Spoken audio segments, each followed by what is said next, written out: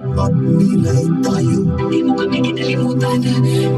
Di kami iniwan ng Diyos. Makakakita ka, pinagaling ka ng iyong pananampalataya. Kaya wala ang mga bagay na Diyos lang ang nakakagawa. Ngayong Semana Santa, 6 a.m. Saksihan natin ang kanyang pagbabago. Anong nais mo sabi ni Jesus sa taga-Nazaret? Upang maging isang alagad ni Kristo. Di mo kami kinalimutan.